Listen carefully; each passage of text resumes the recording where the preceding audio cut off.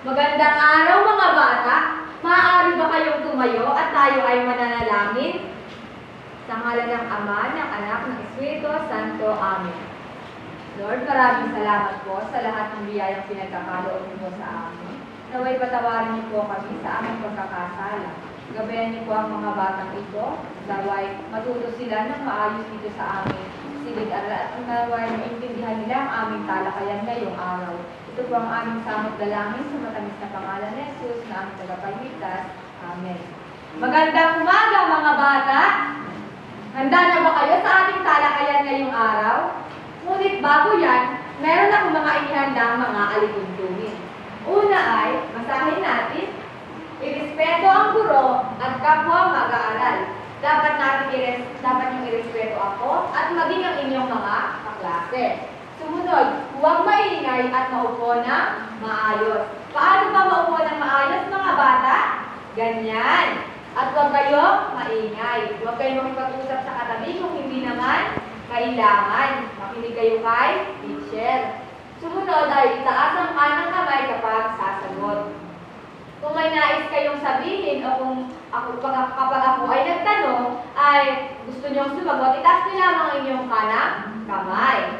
Sumunod ay magkaroon ng kooperasyon at partisipasyon sa klase. Dapat, dito sa loob ng ating silid-aralan, habang ako ay nagtuturo at tayo ay may mga ginagawang aktibidad, kayo ay makipag-cooperate at makipag-participate sa akin at sa inyong mga classmates. Naunawaan niyo ba ang ating mga alituntunin sa araw na ito? Magaling! Meron bang lumiban sa ating talakayan ngayong araw? Magaling! Dapat nga hindi kayo lumiliban sa inyong pagpasok sa eskwelahan para naman kayo ay matuto ng mabuti. At nais kong itanong, ano nga ulit ang ating pinag-aralan nitong nakaraang araw? Yes, Aima? Tama! Ito ay pabula. At ano nga ulit ang pabula? Ani? Magaling, Ani. Ang pabula ay isang panitikan kung saan ang gumaganap o ang mga karakter ay mga hayop. At ano naman ang tatlong bahagi ng pabula? Christine? Magaling, Christine. Ito ay ang tauhan, tagpuan, at ang banghay. Natutuwa akong malaman na kayo talaga ay nakinig at natuto sa ating huling talakayan. Ngayon, handa na ba kayong maglaro para sa ating panibagong talakayan? Kung gayon, kayo ay igugrupo ko sa 4. Sa parteng ito na ang group 1. Sumunod ay group 2 naman sa pangalawang row. Sa pangatlong row ay group 3 at sa pang-4 na row ay group 4. Maglalaro lamang tayo ng hep-hep, hooray! Subalit, kapag sinabi ko ang mga halimbawa ng tagpuan at tauhan, dapat sasagutin niyo ito ng hep-hep at hooray. Naunawaan niyo ba? Magaling! Nasiyahan ba kayo sa ating ginawang unang gawain? Masaya akong malaman na kayo ay nasiyahan. Ngayon, nakikita kong handa na kayo para sa ating panibagong talakayan. Ngunit bago tayo magsimula, nais ko sa inyo ibahagi ang ating mga layunin para naman maunawaan ninyo kung ano ang mga kailangan nyo maabot pagkatapos ng ating talakayan.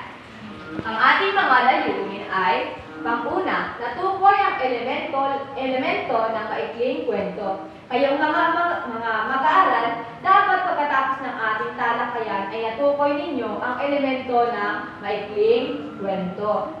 Sumunod naman ay nahulaan ang susunod na pangyayari sa maikling kwento. Mamaya magkukwento ako sa inyo. At dapat mahulaan ninyo kung ano nga ba yung mga maaaring susunod na pangyayari sa kwento ang aking babasahin.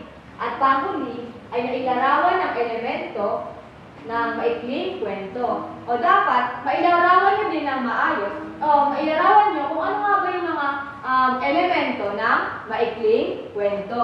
Naunawaan niyo ba ang ating mga layunin sa araw na ito? Magaling! Ngayon, dumako na tayo sa ating talakayan. Una, ano nga ba ang maikling kwento? Ang maikling kwento ay isang masining na anyo ng panitikan na naglalaman ng isang maikling salaysay, pinabibilangan ng isa o ilang tauhan. So, ang maikling kwento daw ay isa rin daw itong isang uri ng panitikan at hindi lamang iisang tauhan. Kung sa pabula ang tauhan ay mga hayop, dito naman sa maikling kwento ay ang tauhan ay marami at maaaring mga tao at maaari din may kasama silang mga hayop. Naintindihan niyo ba kung ano ang maikling kwento? Masaya akong malaman na naunawaan ninyo kung ano ang maikling kwento. So, sino ang makakapagbigay sa inyo ng halimbawa ng isang maikling kwento? Ani Claire? Tama, ang pusa at ang kanyang amo. Ito ay may dalawang tauhan, ang pusa at ang kanyang amo. Ang ating talakay ang elemento ng maikling kwento. Ang una ay ang tauhan. Ito ay tumutukoy sa mga taong gumanap sa kwento. So, ang tauhan daw, sila daw yung mga gumaganap o yung mga karakter sa loob ng isang kwento. Halimbawa nito ay ang mga nanay, tatay sa isang kwento, mga anak sa isang kwento, maging ang mga hayop sa isang kwento. Magbigay nga kayo ng halimbawa ng tauhan sa isang maikling kwento. Kalis. Tama, kalis. Ang kalabaw at ang baka. Sila ay isang halimbawa ng tauhan. Sumunod naman ay ang bangkuan. Ito ay tumutukoy sa lugar o kung saan nangyari ang kwento. So sa tagpuan naman daw, dito naman daw ang ginaganap ang isang kwento kung saan daw nangyari. Maaaring sa ilog, sa dagat, sa bayan, o sa Maynila. Maaaring kung saan lugar. Kayo naman na magbigay ng halimbawa ng isang tagpuan. Adelan? Tama, Adelan. Ang kabundukan. Sa kabundukan. At maaaring sa kabundukan dito ang mga tauhan ay ang mga ngaso at ang kanilang tribo. Sumunod naman ay ang banghay. Ang banghay, ito ay tumutukoy sa pagkakasunod-sunod ng isang kwento. So sa banghay daw, dito daw nakapaloob ang pagkakasunod-sunod ng isang kwento. Maaaring dito nakapaloob ang simula, gitna, at wakas. Kapag simula, dito pa lang nagsisimula ang kwento. At kapag gitna, dito na yung kasalukuyang nangyayari na ang mga gaganapan sa isang kwento. At ang wakas, dito na yung magtatapos ang isang kwento. Sumunod naman ay ang kaisipan. Ito ay ang mensahe natin ng maikling kwento. So kapag nagbabasa kayo ng isang maikling kwento, ito ay mayroong kaisipan. Kung ano ba yung nais niya ipahiwati o ipagbigay alam sa atin dun sa loob ng isang kwento. Maaari kung ang kwento ay isang matungkol sa isang nayon at ang mga mamamayan sa isang nayon. Sumunod naman ay ang suliranin. Ang suliranin ito ay tumutukoy sa problemang kinakaharap sa kwento. So kung hindi lang sa totoong buhay, may isang suliranin, maging sa isang maikling kwento. Ang suliranin ay ano nga? Tama, Kalisto. Ito ay maaaring problema o sakuna na mangyayari sa loob ng isang kwento. At ang panghuli ay ang tunggalian. Ito ay maaaring laban sa tao, tao laban sa sarili, tao laban sa lipunan, o tao laban sa kalikasan. So dito naman sa tunggalian, ito ay tumutukoy sa mga maglalaban doon sa loob ng isang kwento. Maaaring problema sa sarili kapag tao laban sa sarili, tao laban sa lipunan, maaaring korupsyon na nangyayari sa ating lipunan, mga mamamayan laban sa mga gobyerno. At ang panghuli ay tao laban sa kalikasan. Ito naman yung mga bagyo, sakuna, lindol, at marami pang iba. Kayo naman na magbigay ng isang halimbawa ng tunggalian sa isang kwento. Tama. Ang tunggalian maaaring nung COVID-19, di ba? Nung COVID-19, ito ay patungkol sa tao laban sa kalikasan. Ayan.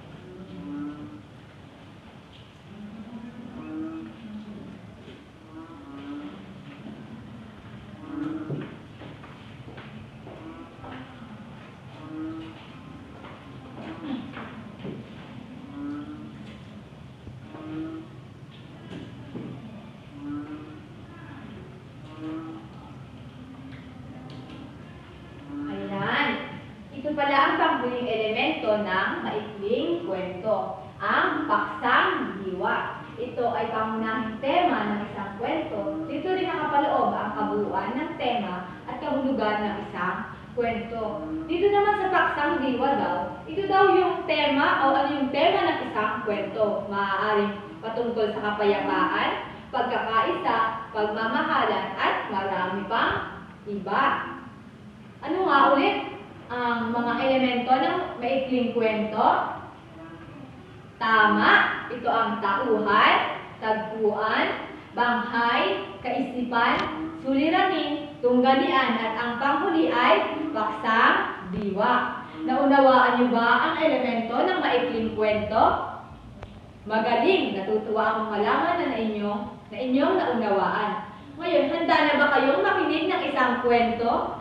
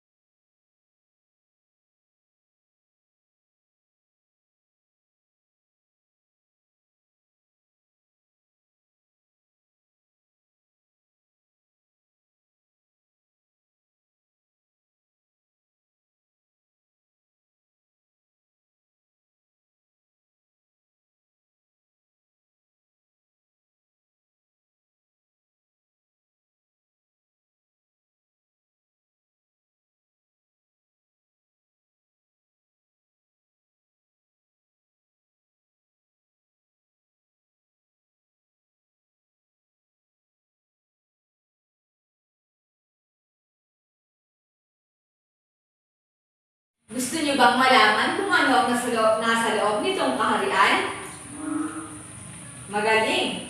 Natutuwa akong malaman na gusto niyong malaman. Alam niyo bang dito nakatira ang mga prinsesa at prinsipe?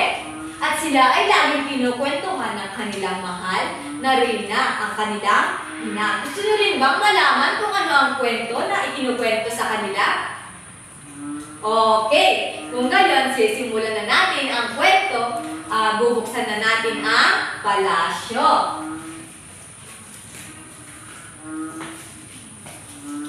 Okay, ang kwento ay patungkol sa... Saan kayo patungkol ang kwento? Okay, ang kwento ay patungkol sa ang tatlong alimango ni Denmark Soko. So, ang kwento daw ay patungkol sa tatlong alimango. Gusto niyo bang malaman kung ano ang meron sa tatlong alimango? Ano kaya ang meron sa kanila? Okay, sisimulan na natin ang ating kwento. Sa may bakawan ay may tatlong magkakaibigang alimango. Si Toto na isang maliit, ngunit maliksing kumilos na alimango. Si Totong daw ay isang maliit at maliksing alimango. Si Totong ay nalaglag. Isang maliit na alimango. At ang sumunod naman ay si Bocho, isang mataba, ngunit napakalakas at si Gonyo ay isang katamtamang alimango, ngunit napakatalino. So, ito sino nga ito? Tama, ito si Totong. Ang maliit ngunit maliksing alimango. At ang sumunod ay sino nga? Si Bocho. Tama, si Bocho ay isang mataba at napakalakas na alimango. At ang panghuli ay si Gonyo. Si Gonyo ay isa lamang katamtamang na alimango, pero napakatalino ni alimango. Sino sa tatlo ang gusto niyong maging katulad? Alvin? Magaling, Alvin. Ang gusto mo ay maging si Gonyo kasi kahit katamtaman ay matalino. Gusto niyo bang ituloy natin ang kwento? Ano kaya ang meron sa tatlong alimango bukod sa kanilang mga nakakaibang katangian? Isang araw, nagtaka si Totong. Bakit kaya nagtaka si Totong?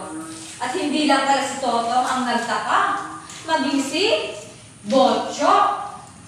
Kung bakit daw pala tahimik si Gonyo. Nagtaka sila kung bakit tahimik si Gonyo. Nakatingala ito sa langit, agad nila itong nilapitan at tinanong, Gonyo, ang tahimik mo naman yata. At sumagot si Gonyo nang may paparating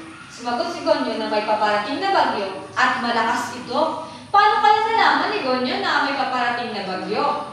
Alam niyo ba? Kayo ba? Alam niyo kung may paparating na bagyo? Jasper? Tama. Baka pag super lakas ng ulan at kapag may malakas na ulan at walang pagtigil ng pag-ulan, maaaring may biglang parating na bagyo. Ano ba ang ginagawa niyo kapag may bagyo? Christine? Magaling, Christine. Kayo dapat ay tumilikas. At hindi lang yun. Dapat nag-iimbak kayo ng inyong mga pagkain para hindi kayo mahirapan kapag may bagyo. Tuloy na natin ang kwento. Gusto niyo pa bang ituloy ang kwento? Okay, itutuloy natin ang kwento.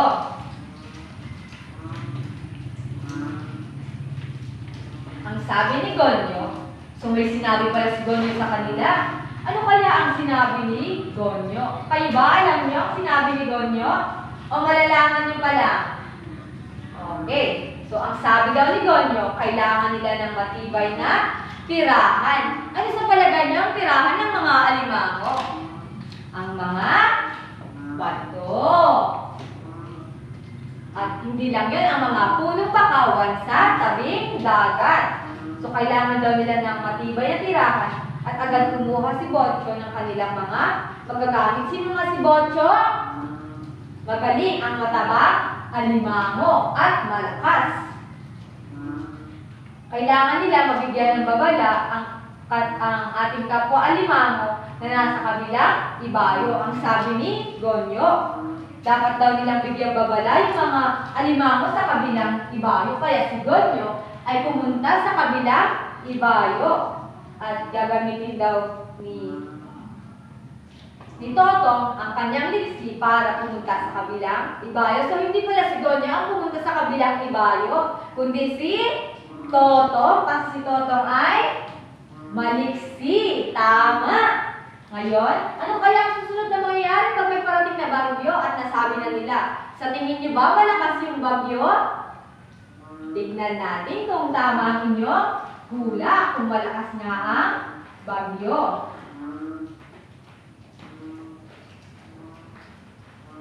Ayan. Ano kaya ang mangyayari sa tatlong magkakaibigan? Makakaligtas kaya sila sa paparating na bagyo?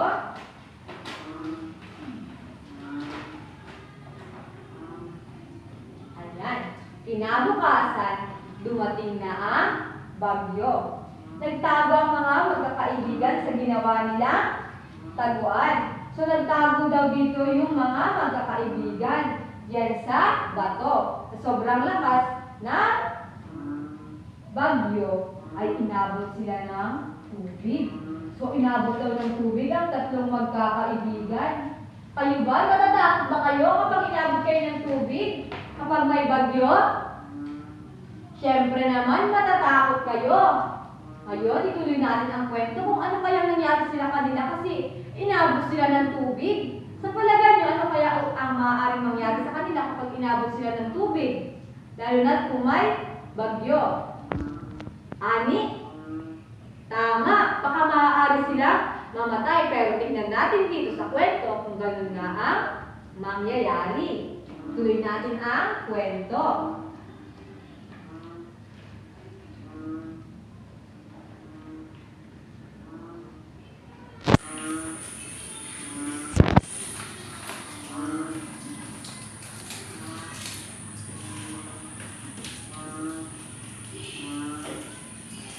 Humawak si Bocho sa mga bato na kanilang ginawang pansamantalang tahanan. So humawak daw si Bocho dun sa bato. Yung bato kanina, dun humawak si Bocho upang huwag itong tangayin ng alon. Si Totong naman ay agad-agad na tumalon sa ginamit ang kanyang liksi. Si Totong naman daw ay ginamit ang kanyang liksi. At ang kahuli ay si Gonyo ay siyang nagsasabi kung ano ang gagawin. So talaga nga namang nagagamit ng tatlong kaibigan ng kanilang mga angking talento. At dahil doon nakaligtas sila sa bagyo. Tama! Ano kaya ang susunod na mangyayari pagkatapos nilang makaligtas sa bagyo? Tingnan natin kung ano ang susunod na mangyayari.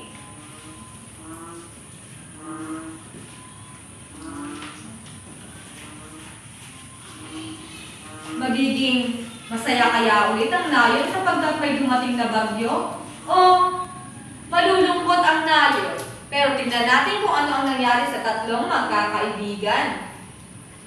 Nang dahil sa pagtutulungan, ay agad nilang nalampasan ang bagyo. So dahil sa pagtutulungan ng tatlong magkakaibigan, nalampasan daw nila ang bagyo. Kayo ba? Kayo ba ay may mga kaibigan? Magaling! Natutuwa akong malaman na kayo ay may mga kaibigan. Nagtutulungan ba kayo? Okay. Magandang nagtutulungan kayo ng inyong mga kaibigan. Tignan natin kung ano na ang nangyari. Dumungaw na ulit ang araw. Sila ay nagpapasalamat sa Panginoong Diyos. So dumungaw na daw ulit ang araw at hindi sila pinabayaan at walang nangyaring masama sa kanila. So dahil sa pagkakaligtas ng tatlong magkakaibigan, laking pasasalamat nila sa Panginoon. Kayo ba ay marunong magpasalamat sa Diyos? Magaling! Tutuwa akong malaman na kayo ay marunong magdasal at magpasalamat sa Panginoon. So ano na ang mangyayari sa kwento? Ang mangyayari sa kwento ay wakas na. Ang kwento ay nagtapos sa isang masayang pangyayari kasi sila ay nakaligtas. Natutuwa ba kayo sa ating napakinggang kwento o sa inyong napakinggang kwento? Okay. Masaya akong malaman na kayo ay natuwa sa ating binasang kwento. Ano nga ulit ang pamagat ng ating binasang kwento? Shaira, tama, ang tatlong alimango. At ating alamin ang mga pangyayari sa loob ng kwento. Sino-sino nga ulit ang mga tauhan sa loob ng kwento? Aisa, tama, si Botong, si Totong, at si Gonyo. At saan naman ang tagpuan, Jasper? Tama, sa may Bakawan. At ano naman ang pagkakasunod-sunod ng pangyayari? Ang pagkakasunod-sunod ng pangyayari, Kalix?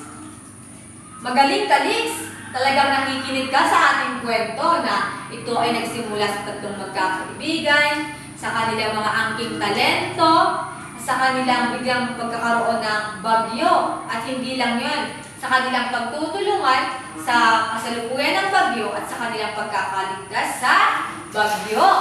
At ano naman daw ang kaisipan sa isang kwento? O ano daw yung mensaheng hatid ng maikling kwento? Jo? Magaling Jo na dapat ang mga magkakaibigan ay nagtutulungan. Ikaw ba ay madalas tumulong sa iyong kapwa, Jo? Jo, dapat ay tumutulong tayo sa ating kapwa para tayo ay pagpalain. At sumunod ay ano ang suliranin dun sa kwento? Christine?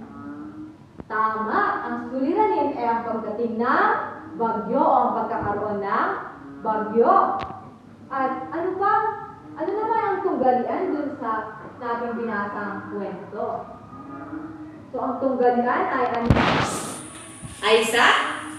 Tama, ang tunggalian ay tao laban sa kalikasan. Kasi ang tauhan sa ating kwento ay mga alimango, kaya sila at laban sa kalikasan sa atin to ay ang bagyo. Tama ba? O, tama. Natutuwa ako malaman na talagang kayo ay nakinig. At ang panghuli, ano naman ang paksang diwa sa ating binasang kwento? Jasper? Tama, Jasper. Ang tema sa ating kwento ay ang pagkakaisa sa gitna ng sakuna. Dapat tayo ay nagkakaisa at nagtutulungan. Natutuwa akong malaman na talagang nakinig kayo sa ating kwento. Ngayon ay nakikita kong natutunan nyo kung ano ang maikling kwento, ang elemento ng maikling kwento, base sa ating binasang maikling kwento. Ngayon, handa na ba kayo sa ating panibagong gawain? Okay, tayo ngayon ay magkakaroon ng isang panibagong gawain. Dahil natutunan niyo na ang ating maikling kwento, ngayon ay magkakaroon tayo ng isang gawain kung saan huhulaan ninyo ang mga ibibigay kong halimbawa kung ito ba ay tagpuan, tauhan, banghay, kaisipan, suliranin, tunggalian at paksang diwa. Ilalarawan nyo kung ito ba ay ang mga elemento ng maikling kwento. Pero bago yan, ipapangkat ko muna kayo sa 5. Okay. Ayun, tapos ko na kayo ang ipangkat dahil dyan ang unang grupo, pangalawang grupo, pangatlo, pang-4 at pang-5. Okay. Natuwa ba kayo sa ginawa nating gawain? At ang nagwagi nga sa ating gawain ay ang pangalawa. Sila ay nakakuha ng 5 puntos at ang ilan naman sa mga grupo at grupo ng unang grupo, pangalawang grupo, tatlong grupo at 4 na grupo ay pare-parehas na nakakuha ng 4 na puntos. Kung gayon, talaga nga namang naunawaan ninyo ang ating talakayan. Ang ating talakayan ngayong araw ay ang maikling kwento. So ano nga ulit ang maikling kwento, Christine? Tama, ang maikling kwento ay isang masining na panitikan kung saan naman ito ay may isa o ilang mga tauhan. At ano naman ang mga elemento ng maikling kwento? Maaari niyo bang sabihin? Kalisto, maaari niyo bang sabihin kung ano ang mga elemento ng maikling kwento? Magaling, Kalix! Ang mga elemento ng maikling kwento ay ang tauhan, tagpuan, banghay, kaisipan, suliranin, tunggalian at ang paksang diwa. Sino naman sa inyo ang makakapagbigay ng halimbawa ng isang maikling kwento? Aima? Tama! Ang binasa nating maikling kwento. Ang 3 alimango ay isang halimbawa ng maikling kwento. Yan. Natutuwa akong malaman na inyo nga namang naunawaan ang ating talakayan ngayong araw. Nagbabasa di ba kayo ng maikling kwento? So, bakit nga ba mahalaga ang pagbabasa ng maikling kwento? Christine? Tama, mahalaga ang pagbabasa ng maikling kwento dahil marami tayo dito natututunan at pinapupulutan natin ito ng aral. At bakit mahalaga rin malaman natin ang mga elemento ng maikling kwento? Aisa? Tama, Aisa. Dapat nating malaman ang mga elemento ng maikling kwento upang mas maunawaan natin ang binabasa nating kwento. Okay, paano naman natin kaya apply ang pagbabasa o pag-unawa natin sa elemento ng maikling kwento. Ani Claire? Tama. May apply natin ito sa pagbabasa ng mga maikling kwento at sa pagbabahagi nito sa ating kapwa. At hindi lang yon, yung mga aral na ating natututunan sa pagbabasa ng maikling kwento ay maaaring may apply natin o maisagawa natin sa ating tunay na buhay. Ayan. Talagang nga namang nakinig kayo sa ating talakayan ngayong araw. Labas ninyo ang inyong mga papel at lapis para sa inyong gawain.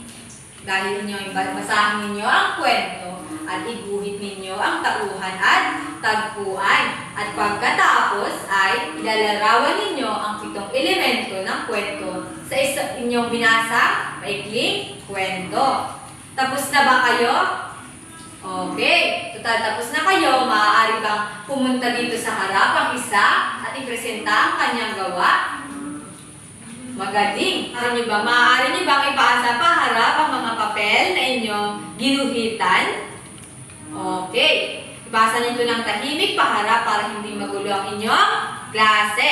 Ngayon naman para sa takdang aralin, kayo ay magbabasa ng isang maikling kwento. At ilabas ninyo ang inyong kwaderno at isulat ang mga katanungan na kailangan ninyong sagutin sa inyong bahay. Pagkatapos nyo basahin ang maikling kwento.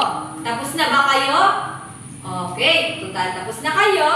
Maaari bang tumayo na ang lahat para sa ating pagwawakas ng ating talakayan? Paalam mga bata at mag-ingat kayo sa inyong pag-uwi. Huwag niyong kakalimutan gawin ang inyong takda aralin.